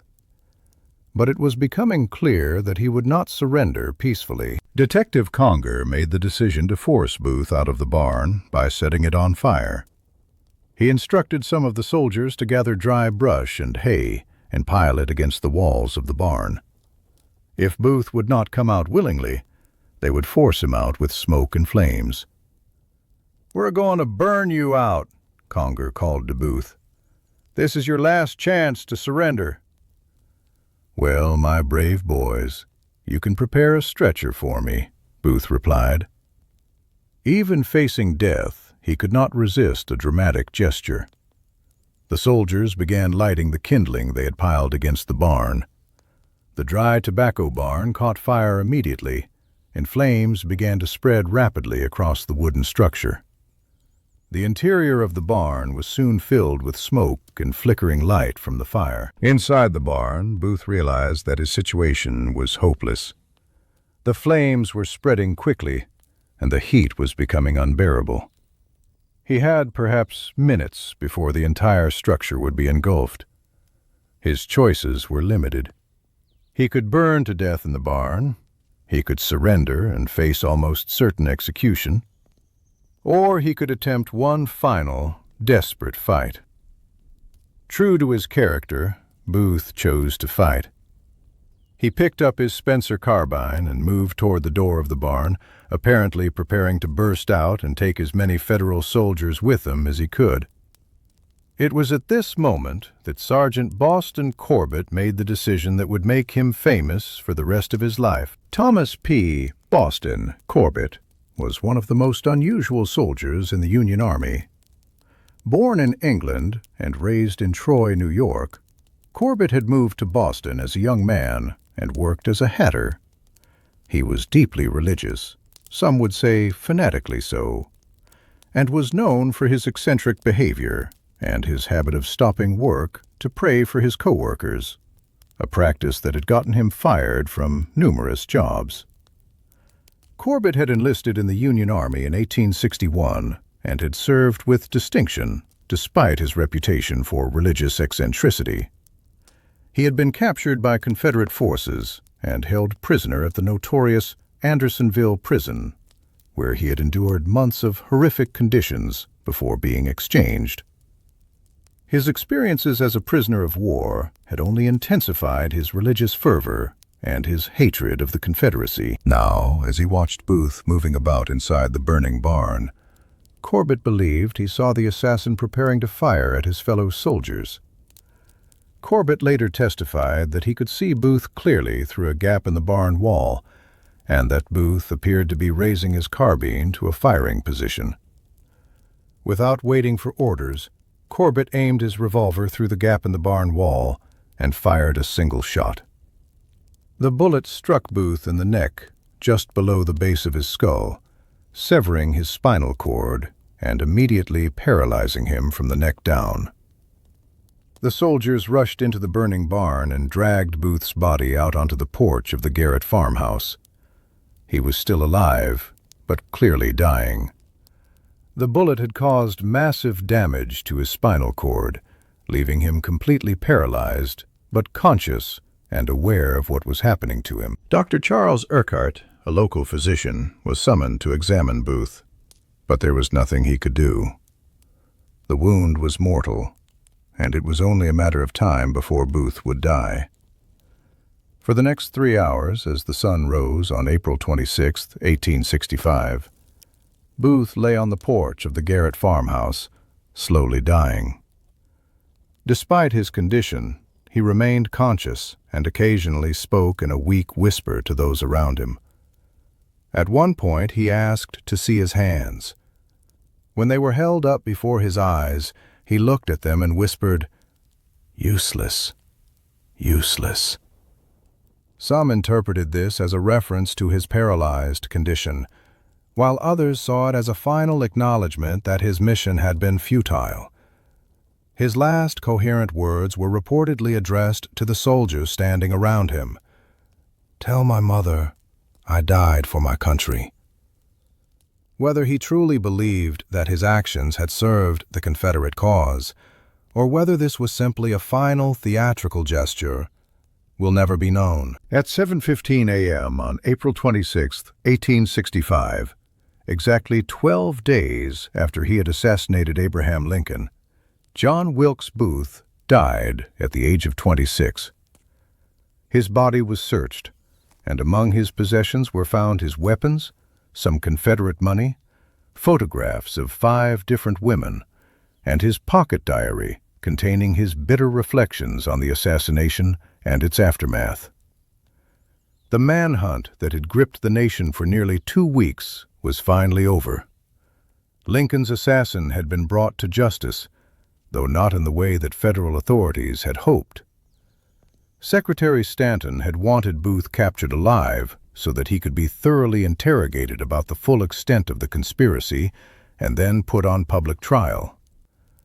Booth's death left many questions unanswered and robbed the government of the opportunity to make an example of him through a public execution. Sergeant Corbett initially faced criticism for shooting Booth without orders, but he was ultimately hailed as a hero by much of the Northern public.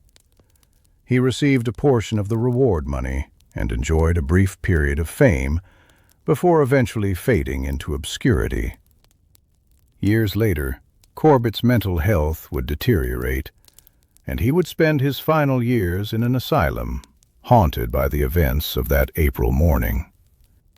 Booth's body was taken aboard the USS Montauk, a Navy ironclad anchored in the Potomac River, where it was examined by Army surgeons to confirm his identity. The examination was thorough and conclusive. The body was positively identified as that of John Wilkes Booth through various means, including a scar from previous surgery, and the initials JWB tattooed on his left hand. The disposition of Booth's remains became a matter of considerable debate. Stanton was determined that Booth's grave should not become a shrine for Confederate sympathizers or a rallying point for anyone who might view him as a martyr.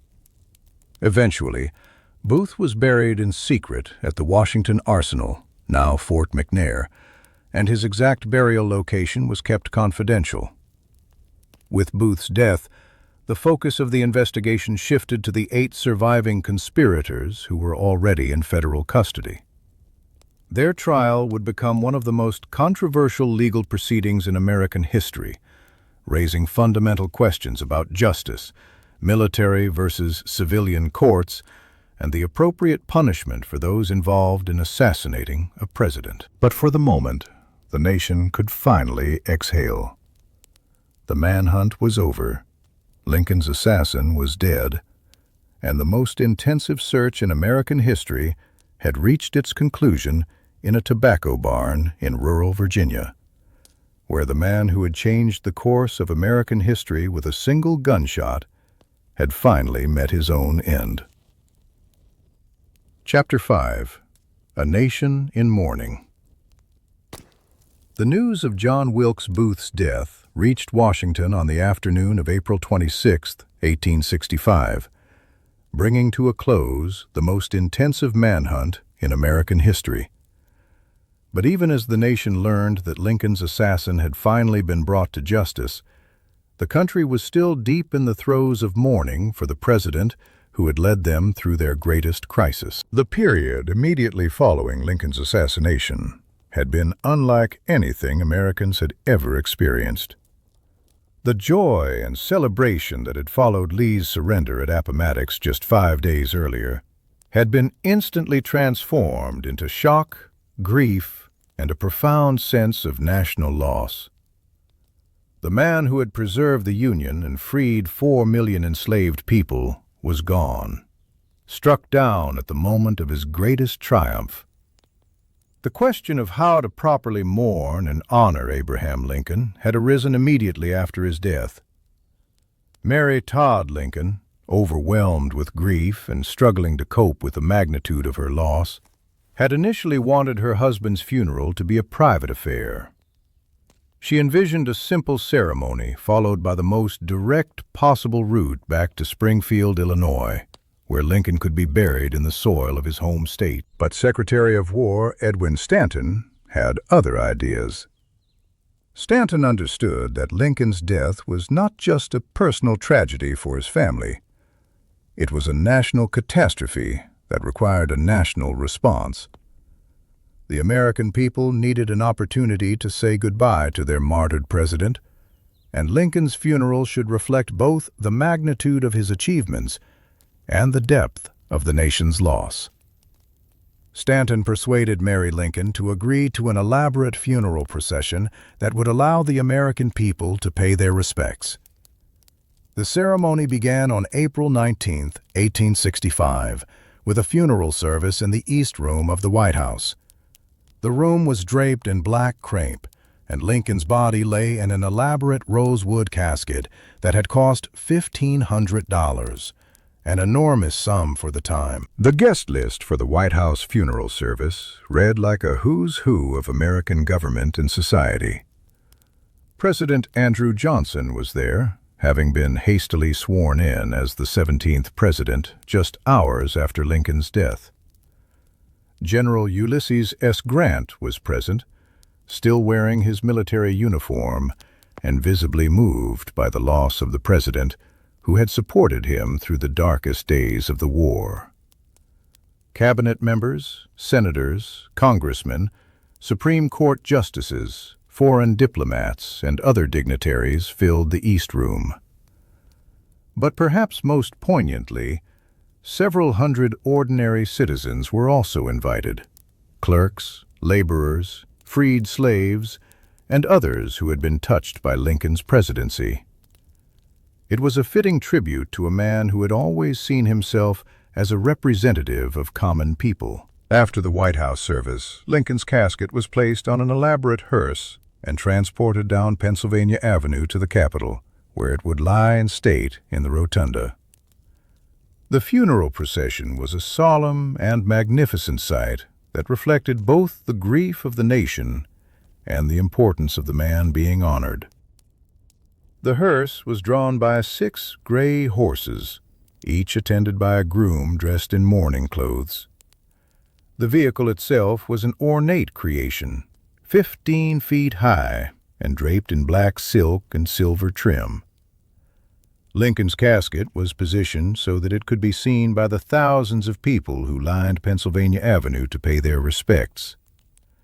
Behind the hearse walked a riderless horse, Lincoln's own horse, with boots reversed in the stirrups, a traditional symbol of a fallen leader. Military bands played funeral dirges as the procession moved slowly through the capital city. The sound of muffled drums echoed off the buildings, creating an atmosphere of profound solemnity. Despite the enormous crowds, estimated at over 25,000 people lining the route, the silence was remarkable. As one newspaper reporter noted, despite the enormous crowd, the silence was profound. People removed their hats as the hearse passed, mothers lifted their children to see over the crowd, and many wept openly as they watched their president's final journey through the city he had served. In the Capitol Rotunda, Lincoln's casket was placed on a catafalque, a raised platform, beneath the great dome that he had insisted be completed even during the war, as a symbol that the Union would endure. For 2 days, a steady stream of mourners filed past the casket. An estimated 75,000 people, many more than the entire population of Washington, D.C., came to pay their respects. The line of mourners stretched for blocks, and many people waited for hours in the rain for their chance to say goodbye. On the morning of April 21st, after a brief prayer service attended by Lincoln's cabinet and other government officials, Lincoln's casket was transported to the Baltimore and Ohio Railroad Station, where a specially appointed funeral train was waiting. The Lincoln funeral train was unlike anything America had ever seen. The locomotive was draped in black bunting and decorated with portraits of the martyred president. The train consisted of 9 cars, including a specially built car called the United States, that had originally been intended as a presidential rail car for Lincoln's use. Ironically, Lincoln had been scheduled to inspect this very car on April 15th, the day he died. The funeral car had been hastily modified for its somber purpose. Platform railings had been removed and rollers installed so that the casket could be easily moved in and out. The interior was draped in black silk and silver, creating an appropriately dignified setting for the president's remains. Accompanying Lincoln on his final journey was the casket of his son Willie, who had died of typhoid fever in the White House in 1862 at the age of 11. Willie's body had been disinterred from a Washington cemetery so that father and son could be buried together in Springfield. The presence of Willie's casket added an additional note of poignancy to an already heartbreaking situation. About 300 people traveled on the funeral train, including Lincoln's eldest son, Robert Todd Lincoln, government officials, military officers, and railroad executives. Notably absent was Mary Todd Lincoln, who was too distraught to make the journey and remained secluded in the White House, overwhelmed by grief and unable to cope with public appearances. The funeral train's route was carefully planned to retrace, in reverse, the journey that Lincoln had taken from Springfield to Washington for his inauguration in 1861. This symbolic return home would take the train through 7 states and 444 communities over the course of nearly 2 weeks. The train's schedule was published in newspapers across the country, and Americans turned out in unprecedented numbers to pay their respects. At major stops, including Baltimore, Harrisburg, Philadelphia, New York City, Albany, Buffalo, Cleveland, Columbus, Indianapolis, and Chicago, Lincoln's casket was removed from the train and taken to important civic buildings, where it lay in state for public viewing. The scenes at these major stops were extraordinary. In Philadelphia, Lincoln's body lay in state in Independence Hall, the same building where the Declaration of Independence had been signed. The symbolism was profound. The man who had preserved the Union created by the Founding Fathers was being honored in the very place where American independence had been declared. In New York City, over 160,000 people participated in a funeral parade down Broadway, while hundreds of thousands more lined the streets to watch. A young Theodore Roosevelt, then just 6 years old, watched from an upstairs window of his family's home on Broadway. Decades later, as president himself, Roosevelt would recall that solemn day and his childhood glimpse of Lincoln's funeral procession. But perhaps even more moving than these elaborate public ceremonies were the scenes along the railroad tracks between the major stops. For mile after mile, day after day, Americans gathered along the railway to catch a glimpse of the train carrying their martyred president home. Farmers left their fields to stand beside the tracks. Entire families traveled from miles away to camp along the railway. Children were lifted onto their fathers' shoulders to see the train pass. At night, bonfires and torches illuminated the countryside, creating an almost continuous path of light along the route. In small towns and rural areas, citizens erected arches over the railroad tracks, decorated with flowers, flags, and mourning bunting.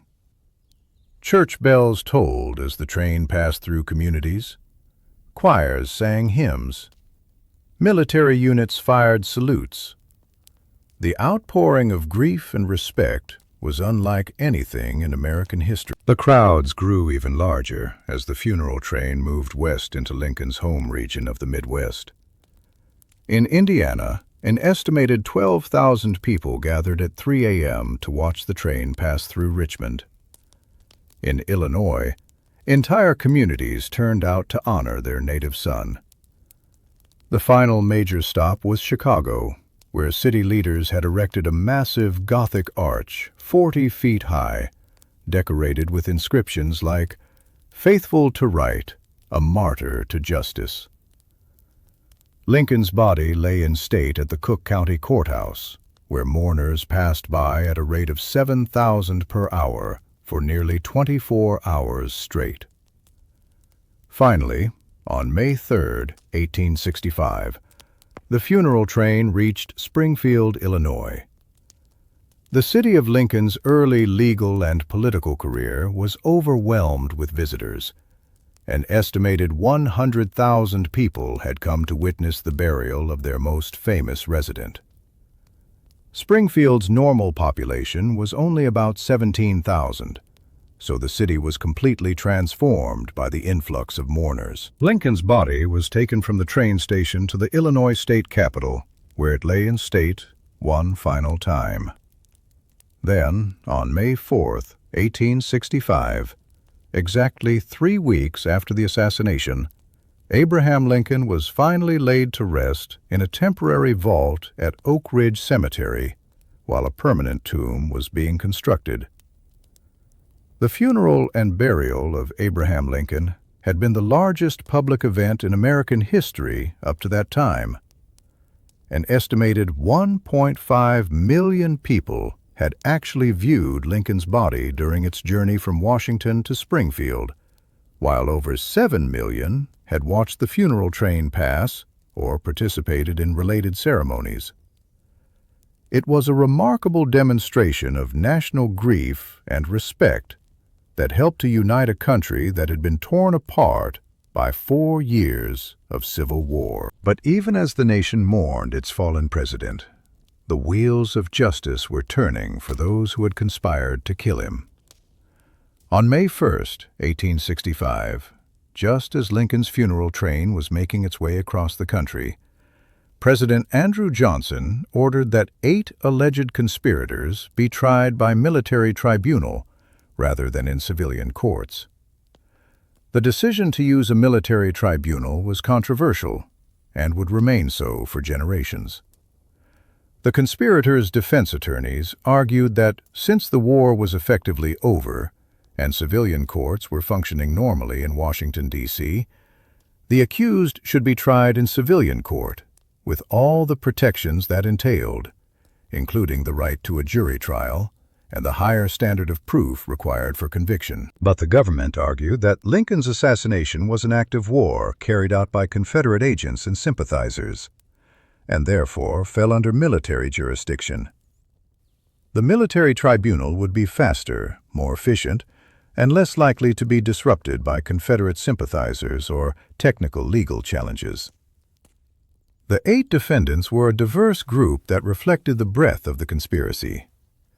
There was Mary Surratt, the boarding house keeper whose establishment had served as headquarters for the plot.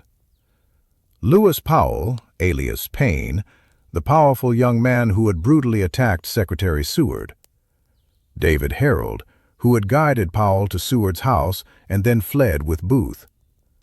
George Atzerodt, who had been assigned to kill Vice President Johnson but had lost his nerve. Also on trial were Dr. Samuel Mudd, who had treated Booth's broken leg, Samuel Arnold and Michael O'Loughlin, who had been involved in the original kidnapping plot, and Edmund Spangler, a Ford's Theater stagehand who had allegedly helped Booth escape. The trial began on May 12, 1865, and would continue for 7 weeks. It was held at the Washington Arsenal, now Fort McNair, in a room that had been converted into a courtroom. The proceedings were presided over by 9 military officers, led by Major General David Hunter. The trial generated enormous public interest and was covered extensively by newspapers across the country.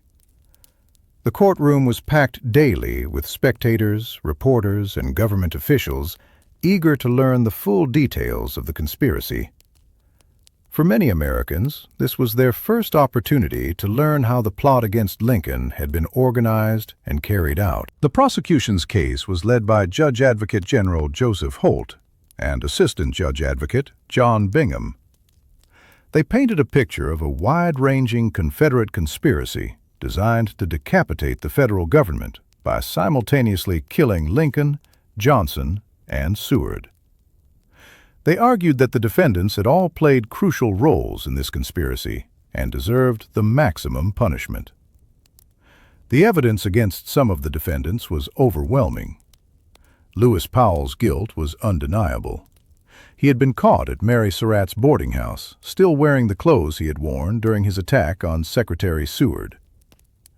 David Harold had been captured with Booth himself and had clearly played a central role in the assassination plot. George Atzerodt's assignment to kill Vice President Johnson was well documented, even though he had failed to carry it out. His guilt was established through the testimony of his fellow conspirators and his own admissions to federal agents. But other cases were more complex and controversial. The case against Mary Surratt relied heavily on circumstantial evidence and her associations with the other conspirators. The prosecution argued that her boarding house had served as headquarters for the plot, that she had provided crucial assistance to Booth on the day of the assassination, and that her trip to the Surrattsville Tavern on April 14th had been specifically intended to prepare supplies for Booth's escape. Mary's defenders argued that she was simply an innocent boarding house keeper who had been caught up in events beyond her control. They claimed that she had no knowledge of the assassination plot and that her associations with Booth and the other conspirators were purely social and business-related. Dr. Samuel Mudd's case was similarly controversial. The prosecution argued that he had been a willing participant in the conspiracy who had knowingly aided Booth's escape by treating his broken leg and failing to report his presence to authorities. They presented evidence of Mudd's previous meetings with Booth and his failure to mention these encounters when first questioned by investigators. Mudd's defenders argued that he was simply a country doctor who had provided medical treatment to a patient, as his professional oath required. They claimed that he had not recognized Booth and had not known about the assassination when he treated him. The trial revealed the full scope of the conspiracy for the first time, and Americans were shocked by how close the plotters had come to destroying the entire federal government. If all 3 assassination attempts had succeeded, the country would have been left with only Secretary of War Stanton and a handful of cabinet members to lead the government during the most critical period in American history. On June 29, 1865, after weeks of testimony and deliberation, the military tribunal announced its verdicts. All 8 defendants were found guilty, but their sentences varied considerably based on their perceived level of involvement in the conspiracy. 4 defendants, Mary Surratt, Lewis Powell, David Harold, and George Atzerodt, were sentenced to death by hanging. The commission had concluded that these four had played the most central roles in the assassination plot and deserved the ultimate punishment. The other four defendants received prison sentences. Dr. Samuel Mudd, Samuel Arnold, and Michael O'Loughlin were sentenced to life imprisonment at hard labor. Edmund Spangler, whose role in the conspiracy was considered minimal, was sentenced to 6 years in prison. The sentences, particularly the death sentence for Mary Surratt, generated enormous controversy. Mary was the first woman to be sentenced to death by the federal government, and many people were uncomfortable with the idea of executing a middle-aged widow. 5 members of the military commission actually signed a petition recommending that President Johnson commute her sentence to life imprisonment. But Johnson either never saw the petition or chose to ignore it. On July 7, 1865, less than 3 months after Lincoln's assassination, the 4 condemned conspirators were hanged at the Washington Arsenal. The execution was carried out in front of a crowd of about 1,000 spectators, including government officials, military officers, reporters, and other invited guests. Mary Surratt, dressed in black and supported by guards, maintained her innocence to the end. Lewis Powell, powerfully built and defiant, showed no remorse for his actions. David Harold appeared terrified and kept looking around as if hoping for a last-minute reprieve. George Atzerodt seemed resigned to his fate, perhaps relieved that his weeks of fear and uncertainty were finally coming to an end. The executions were carried out simultaneously at 1:15 p.m. The 4 conspirators dropped through the scaffolding, and within minutes, all were dead. Justice, according to the government and much of the Northern public, had been served. But the executions, particularly that of Mary Surratt, would remain controversial for generations.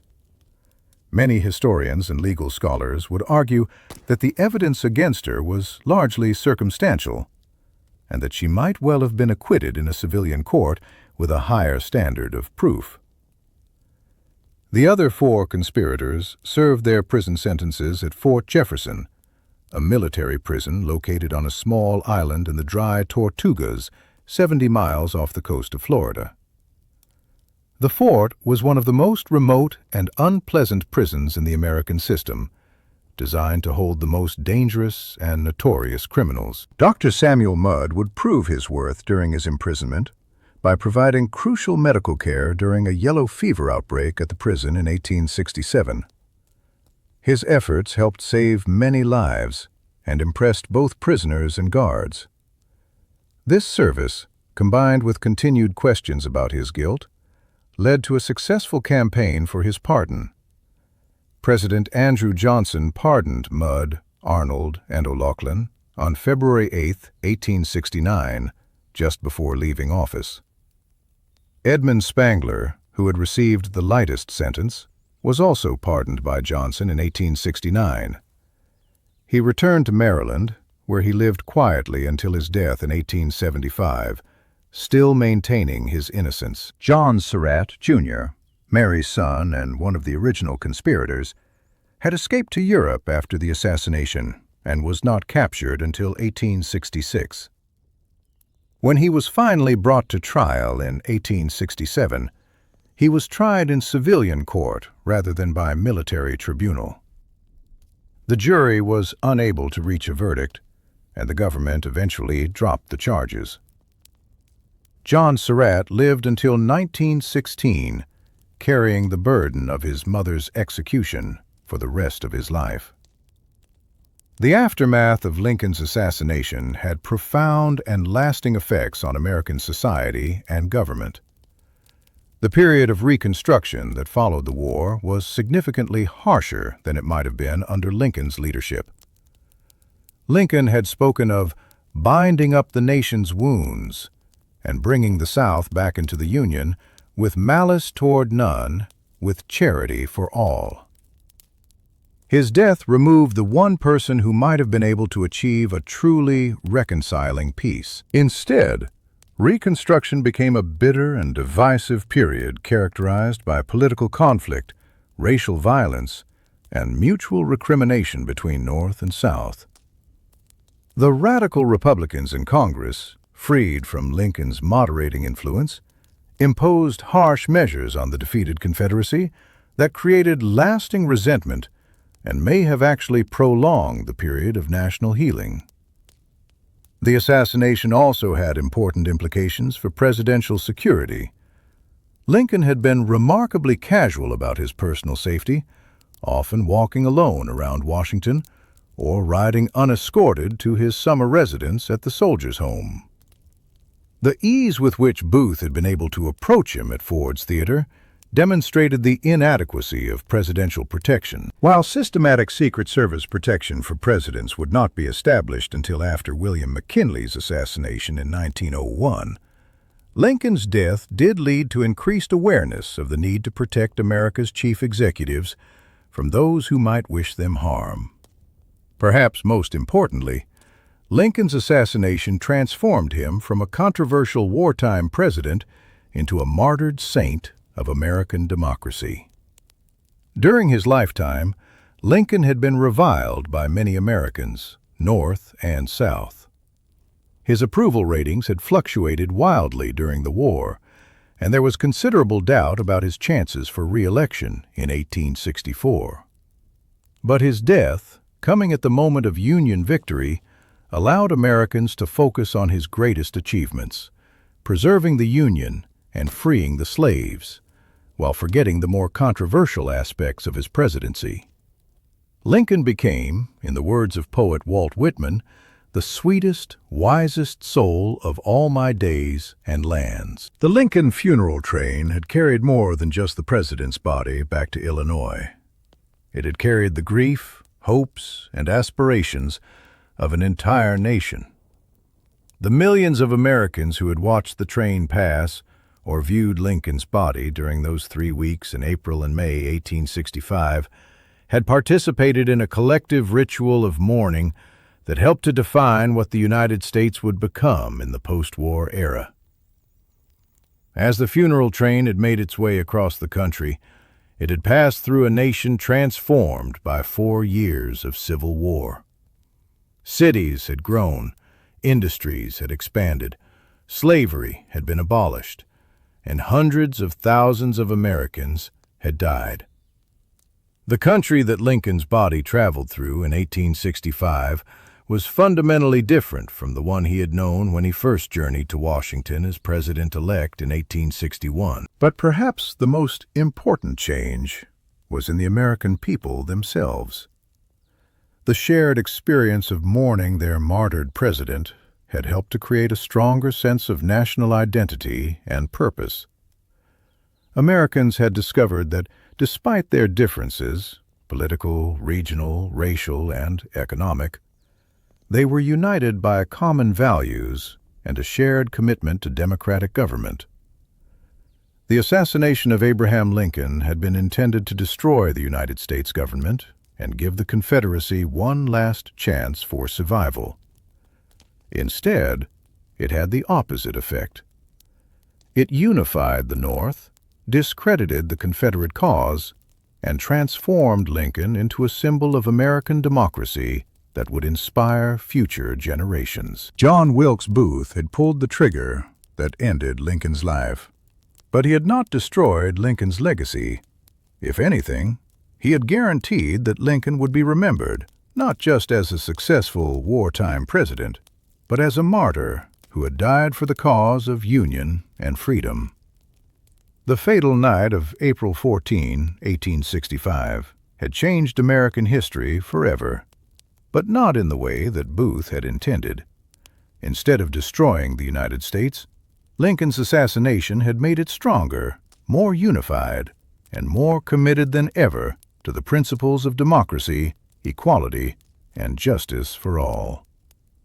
And so, as Americans across the nation settled into sleep on the nights following Lincoln's funeral, they could rest assured that their martyred president's vision of a united, free, and democratic America would endure.